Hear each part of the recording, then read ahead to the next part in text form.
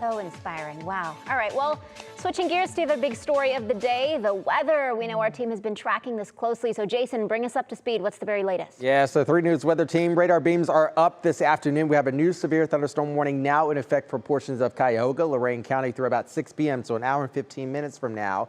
But also out towards the west, Erie County is going to be under that severe thunderstorm warning for the next 45 minutes, I believe, until 5:30 p.m. as well. We're expecting a lot of very heavy rain moving into northeast Ohio, also damaging wind gusts. We'll talk about those effects here, but as the radar beam you can see right now, and I'm also tracking some hail that is moving through the area as well. We also had some broken lines of hail moving through up to about a ½ inch or so. That is going to be expected to move over towards the east here over the next 35 to 45 minutes, and then eventually moving into Cuyahoga County as well over the next hour, hour and a half. So that severe thunderstorm warning you can see again for Erie County until about 5:30 p.m. This is the timeline of the leading edge of this line of severe weather moving through, at least strong storms moving through. Again, that severe line is going to be targeting areas of Lakewood for about maybe about an hour or so from now at 5:45, and then Elyria roughly about 15 minutes ahead of that, and the Lorain is also Norwalk within the next 15 minutes to about 20 minutes as well.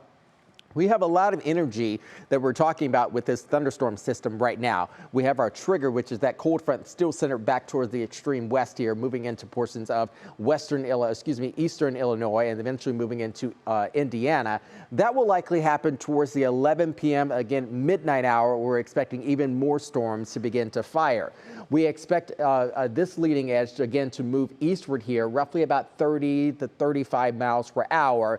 So we'll get right into the weeds right now, showing at least what the timeline is for your National Design-More hour-by-hour forecast. Over the next hour or so, again, broken line of thunderstorms moving through. It is not until perhaps around 8, 9, 10 p.m. that we really start to get this push of energy arriving.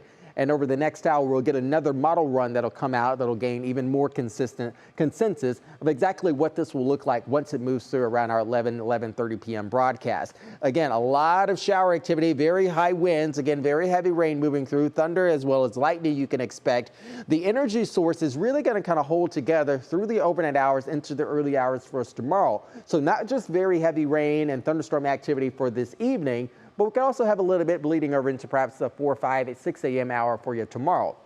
Lingering showers for the first half of our Thursday, and then we start to get high pressure moving back in for the rest of our Thursday afternoon heading into Friday. I think on Friday a resurgence of heat arrives. I talked about a tall glass of heat arriving again on Friday around high noon. A lot of areas will likely be knocking on the door at 90 degrees and could peak in the mid to low 90s for surface high temperatures, and you bet your bottom dollar there will likely be some high heat index values associated with that as well. But this is our severe weather threats for our Wednesday. Tornado risk again on the lowest end of the totem pole, but we've already had one already posted for the Catawba Island, Put-in Bay area. Flooding, obviously because of the very heavy rain, large hail in that medium to high threat, and then damaging winds also to be expected roughly around that high severe threat as well. So here's that unit homework at 7. We'll cool things off a little bit for tomorrow in the upper 80s, low 90s expected by Friday. We cool things off in a very big way for Sunday. I think it's going to be the pick day of the 7-day, but we're staying in the 80s at least for the first half of next week. We'll be right back.